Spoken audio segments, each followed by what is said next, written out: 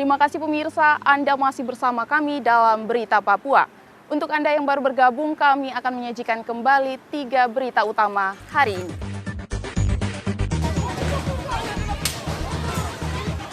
Kecewa tidak lulus PNS, ribuan warga rusak kantor Badan Kepegawaian MAPI.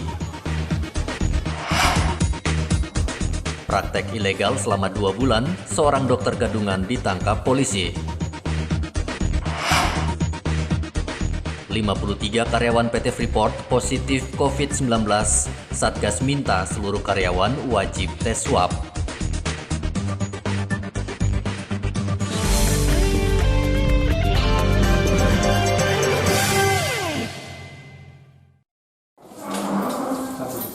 Bobby Santos terpaksa berurusan dengan kepolisian karena dilaporkan menjadi dokter gadungan di distrik Muting, Merauke. Polisi menangkap Bobby di rumahnya tanpa perlawanan. Tersangka mengaku hampir 2 bulan ini telah mengobati ratusan warga di distrik Muting. Rumah sakit yang sulit dijangkau membuat warga memilih Bobby sebagai dokter alternatif. Penyakit asam urat, ispa, dan malaria ditangani dokter gadungan ini berbekal kuliah keperawatan selama 2 semester.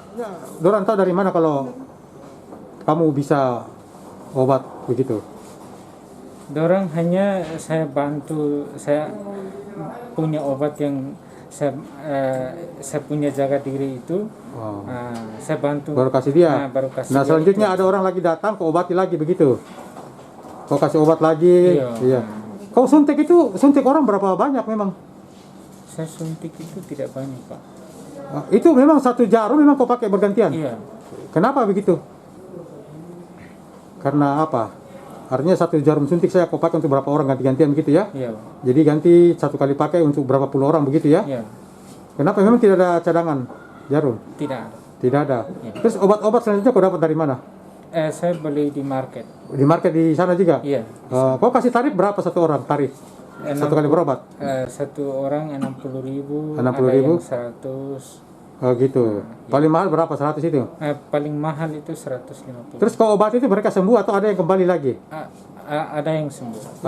Sementara itu petugas Satreskrim Polres Merauke Ibtu Sitanggang mengatakan pihaknya menetapkan tersangka atas dasar laporan warga dan barang bukti berupa alat kesehatan yang ditemukan di rumah tersangka. Barang bukti yang diambil dari TSK ini? Ada barang bukti sementara yang penyidik amankan itu ada sisa obat yang dimiliki, termasuk diantaranya ada jamu, terus jarum suntik yang dipakai dengan 1 unit stetoskop dengan 1 unit tensimeter. Oh gitu. Pelapor itu yaitu dari dokter setelah mengetahui kejadian yang dilakukan oleh terlapor, dokter yang disangkakan pasal 64 juga pasal 83 Undang-Undang Nomor 36 Tahun 2014 tentang tenaga kesehatan. Tersangka dijerat dengan Undang-Undang Nomor 64 tentang tenaga kesehatan dan pasal 378 KUHP dengan maksimal penjara 5 tahun. Muhammad Ridwan melaporkan dari Merauke, Papua.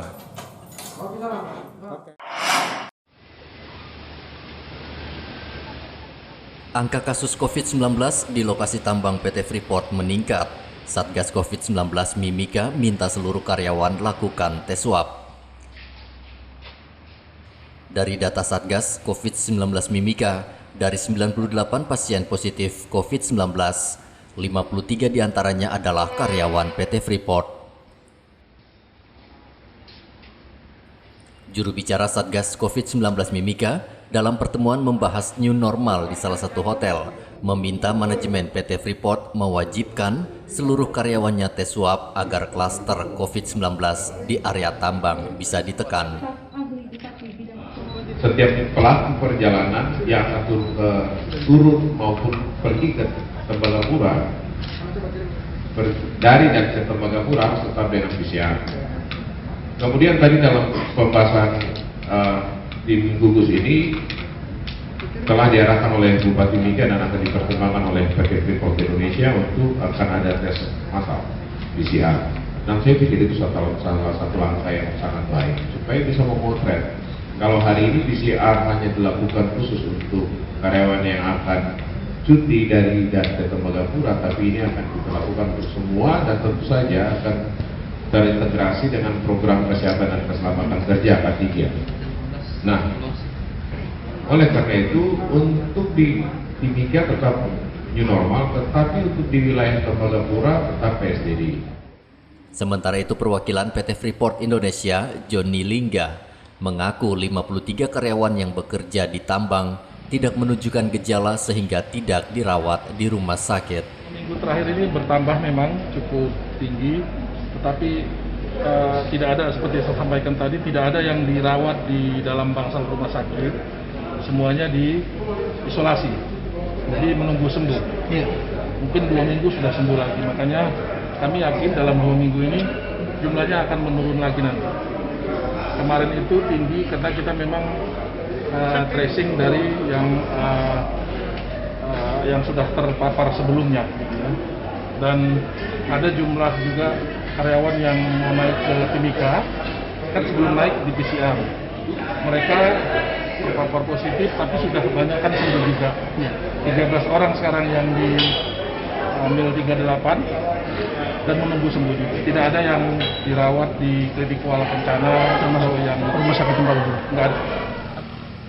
Data per 4 Agustus jumlah pasien positif COVID-19 yang dirawat sebanyak 561 orang, 98 dirawat, dan 457 dinyatakan sembuh. Igo Batmomolin melaporkan dari Mimika, Papua.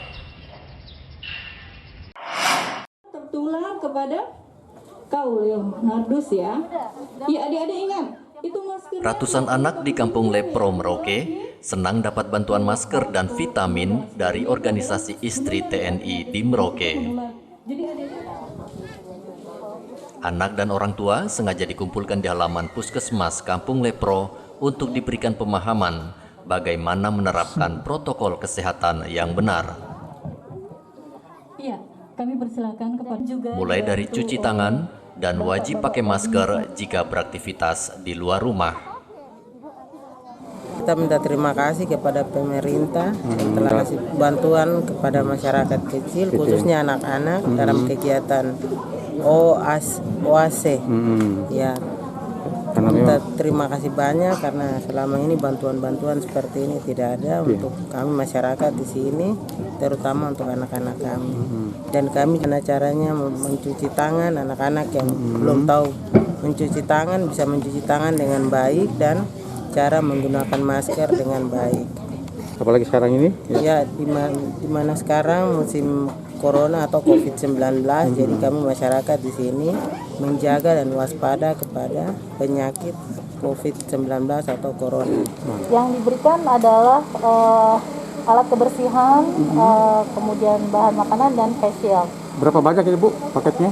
Untuk banyaknya kami menerima 1 set alat cuci tangan, kemudian 50 facial, ada juga untuk susu dan sarung tangan. Kemudian harapannya dengan adanya bakti sosial ini dapat memberikan manfaat bagi masyarakat yang terkena dampak pandemi COVID, kemudian memberikan contoh dan ide bagi instansi maupun organisasi lain untuk melakukan hal yang sama. Oke. Selain membagikan masker dan vitamin, dalam rangka HUT Kemerdekaan 17 Agustus, warga di Kampung Lepro juga mendapat bendera merah putih untuk dikibarkan di rumah masing-masing. Muhammad Ridwan melaporkan dari Merauke, Papua.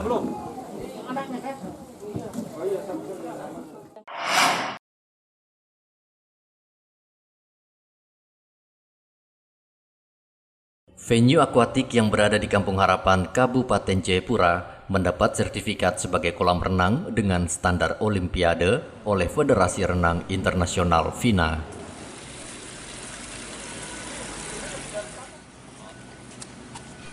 Sertifikasi meliputi pengecekan dan pengukuran dimensi kolam dengan metode acak yang dilakukan oleh Ketua Bidang Sertifikasi Persatuan Renang seluruh Indonesia.